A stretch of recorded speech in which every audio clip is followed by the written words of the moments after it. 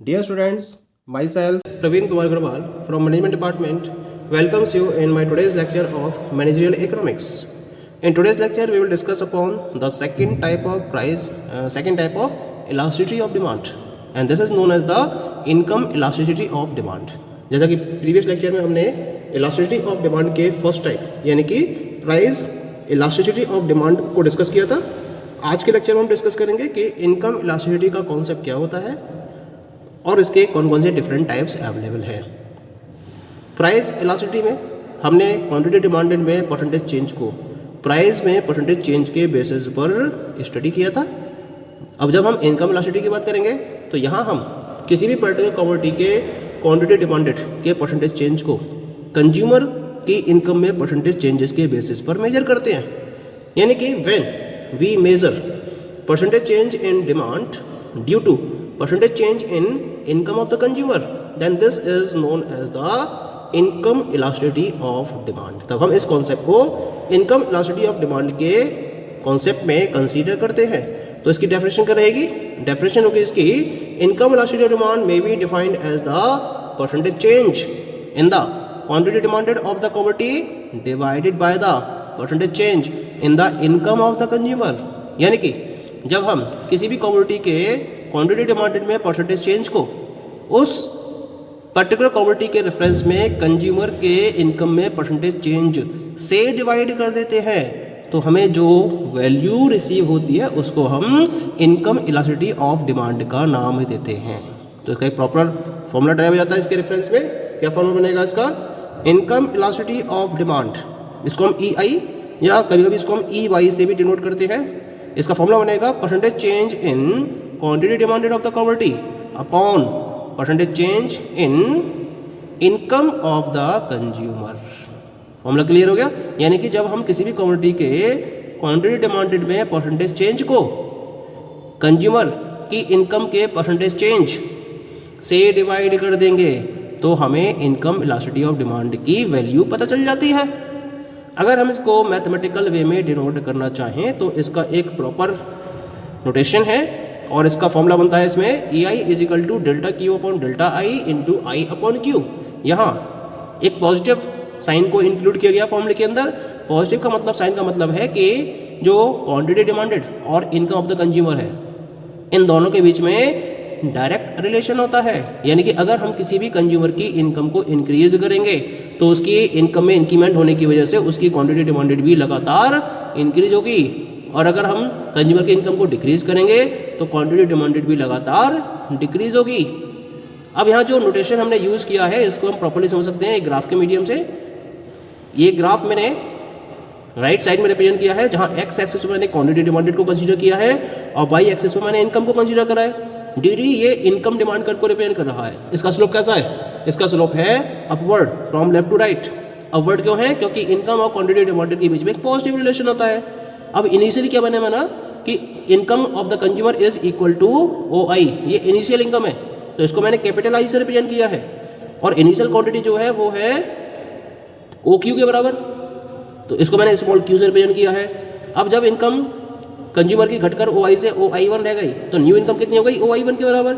इसको मैंने capital I1 से रिप्रेजेंट किया है और इसकी वजह से जो नई क्वांटिटी डिमांडेड है वो OQ से घटकर OQ1 रह गई जिसको मैंने OQ1 यानी कि स्मॉल q1 से रिप्रेजेंट किया है. ठीक है. अब यहाँ पर जो नोटेशन यूज़ करें मैंने EI के फॉर्मूले में delta Q upon delta I into I upon Q, इसका मतलब समझ लेते हैं.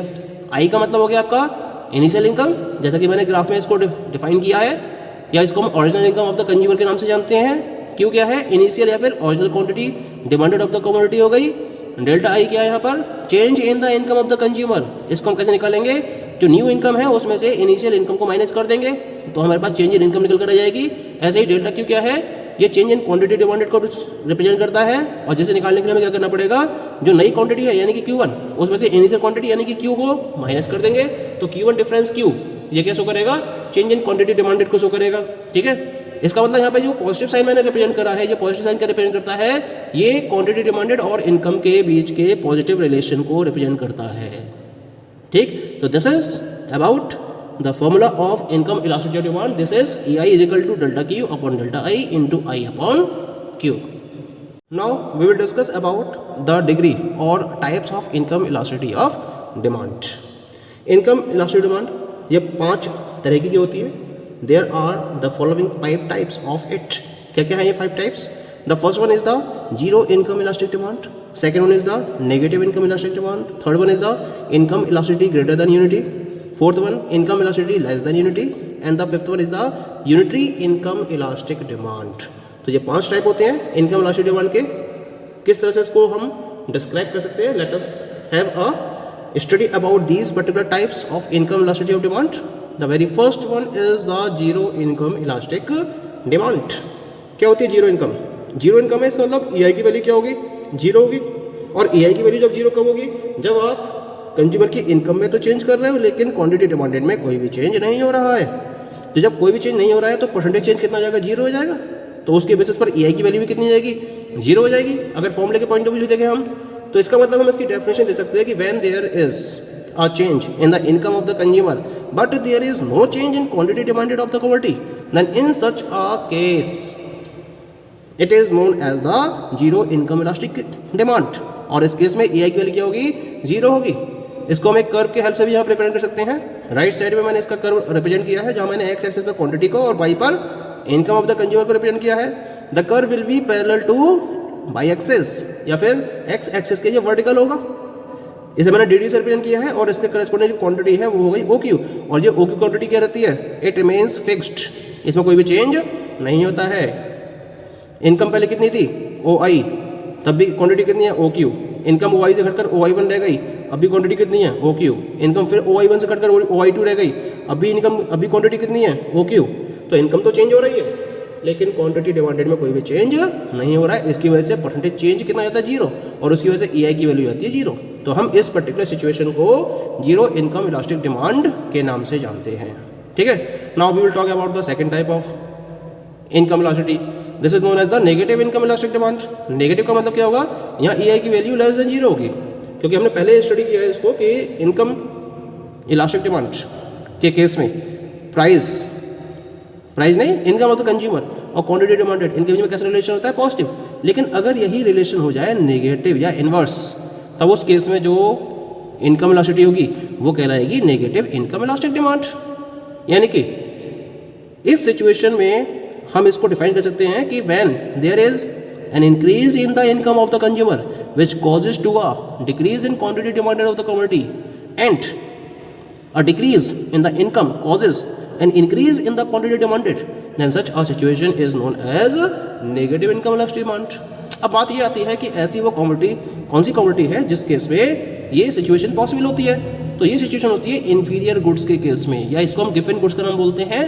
ये वो गुड्स होते हैं जो लोअर क्वालिटी गुड्स की कैटेगरी में आते हैं। और इन गुड्स के केस में जो सिचुएशन बनेगी वो बनेगी नेगेटिव इनकम इलास्टिक डिमांड की। यानी कि यहाँ पर इनकम और क्वांटिटी के बीच में एक इनवर्स रिलेशन होता है और यहाँ ई आई की वैल्यू होती है लेस देन जीरो। तो इसका कर्व मैंने रिप्रेजेंट किया यहाँ पर एक्स एक्सिस पर क्वांटिटी, वाई पर इनकम को। कर्व कैसा है इसका? Downward from left to right. और इस लेफ्ट टू राइट के केस में जब इनकम ओ आई थी, इनिशियल इनकम, क्वांटिटी थी ओ क्यू, इनकम घटकर ओ आई वन रह गई और क्वांटिटी बढ़कर ओ क्यू वन हो गई। तो ये कैसे शो करेगा? नेगेटिव इनकम इलास्टिक डिमांड को। एग्जाम्पल के तौर पर मान लीजिए कि लोअर क्वालिटी गुड्स की बात करते हैं, लोअर क्वालिटी राइस की बात करते हैं। गरीब आदमी है, कोई पुअर पर्सन है और वो लोअर क्वालिटी गुड्स को परचेज कर रहा था, लेकिन एकदम से उसकी इनकम क्या हुई? बढ़ गई। अगर उसकी इनकम बढ़ जाती है तो लोअर क्वालिटी गुड्स की गए वो उससे बेटर क्वालिटी गुड्स को, यानी कि बेटर क्वालिटी के राइस को कंज्यूम करेगा। तो जो उस लोअर क्वालिटी गुड है उसकी डिमांड क्या हो जाएगी? कम हो जाएगी। तो इनकम बढ़ी कंज्यूमर की, लेकिन उस लोअर क्वालिटी गुड्स की जो डिमांड है वो क्या हो गई? वो कम हो गई। तो ये सिचुएशन क्या कहलाएगी? Negative income elastic demand. Now come to the third type of income elasticity. This is known as the income elasticity greater than unity. यानी कि यहाँ पर ई आई की वैल्यू क्या होगी? एक से ज़्यादा होगी। एक से ज़्यादा कब होगी? जब इनकम में परसेंटेज चेंज कम हो और क्वांटिटी डिमांडेड में परसेंटेज चेंज ज़्यादा हो। तो हम इसको डिफाइन कर सकते हैं कुछ इस तरह से, when there is a small percentage change in the income of the consumer which causes to a large percentage change in its quantity demanded, then such a situation is known as income elasticity greater than unity. यहाँ जो curve रहेगा right side में मैंने इसको represent कर रखा है, यहाँ अपवर्ड सिचुएशन होगी क्योंकि इनकम और क्वांटिटी के बीच में पॉजिटिव रिलेशन है। तो अपवर्ड सिचुएशन होगी फ्रॉम लेफ्ट टू राइट, लेकिन जो उसका स्लोप होगा वो लेस देन 45 डिग्री होगा, जिसको मैंने डी डिमांड कर्व से रिप्रेजेंट किया है। इसका जो स्लोप है that is less than 45 degree. तो इनकम पहले ओ आई थी, क्वांटिटी ओ क्यू थी, इनकम घटकर ओ आई से ओ आई वन रह गई, क्वांटिटी ओ क्यू से घटकर ओ क्यू वन रह गई। तो यहाँ जो इनकम का डिफरेंस है वो आई वन से रिप्रेजेंट कर रहा हूँ और क्वांटिटी का डिफरेंस क्यू वन से। तो इनकम का डिफरेंस कम है और क्वांटिटी का डिफरेंस ज़्यादा है, तो इस केस में ई आई की वैल्यू क्या होगी, एक से ज़्यादा होगी। ठीक है, अब हम बात करते हैं इसके फोर्थ टाइप की। This is known as the income elasticity less than unity. और लेस देन यूनिटी का मतलब क्या होता है, यहाँ ई आई की वैल्यू क्या होगी, एक से कम होगी। और एक से कम कब होगी, जब इनकम में परसेंटेज चेंज हो ज़्यादा और क्वांटिटी में परसेंटेज चेंज हो कम। तो इसका मतलब इसकी डेफिनेशन बनेगी, this refers to a situation when there is a large percentage change in the income of the consumer which causes to a small percentage change in its quantity demanded. इसको मैंने curve से represent करा है right side में, X axis में quantity, Y पर income को consider करा है। डिमांड कर्व डी जिसका स्लोप कैसा है, upward from left to right, और इसका जो स्लोप है it is more than 45 degree but less than 90 degree. Clear, income initial O I, quantity O Q, income O I से घटकर ओ आई वन रह गई, क्वांटिटी ओ क्यू से घटकर ओ क्यू वन रह गई, इनकम का डिफरेंस आई आई वन और क्वांटिटी का डिफरेंस क्यू क्यू वन। तो इनकम का डिफरेंस ज़्यादा है और क्वांटिटी का डिफरेंस कम है, तो इनकम में चेंज ज़्यादा हो रहा है, क्वांटिटी में चेंज कम हो रहा है। तो इस सिचुएशन को हम क्या कहेंगे, income elasticity less than unity. Clear, हम बात करते हैं about the fifth one, last case की। तो last type of income elasticity that is known as the unitary income elastic demand. यहाँ ई आई की वैल्यू क्या होगी, इक्वल टू 1, क्योंकि यूनिटरी है। तो ये कब पॉसिबल होगा, जब इनकम और क्वांटिटी डिमांडेड दोनों में परसेंटेज चेंज इक्वल हो। तो इसकी डेफिनेशन क्या बनेगी, इसकी डेफिनेशन बनेगी, this refers to a situation where some percentage change in income of the consumer results in same percentage change in quantity demanded of the commodity. Point clear हो गया। इसका कर्व कैसा होगा, बिल्कुल 45 डिग्री पर होगा स्लोप, इसका अपवर्ड होगा फ्रॉम लेफ्ट टू राइट, लेकिन इसका स्लोप होगा 45 डिग्री पर। जैसा कि मैंने ग्राफ में इसको रिप्रेजेंट किया है, एक्स एक्सिस पर क्वांटिटी को कंसीडर किया है और वाई एक्सिस पर इनकम ऑफ द कंज्यूमर को कंसीडर किया है, और इसका जो कर्व है वो एग्जैक्टली 45 डिग्री पर है।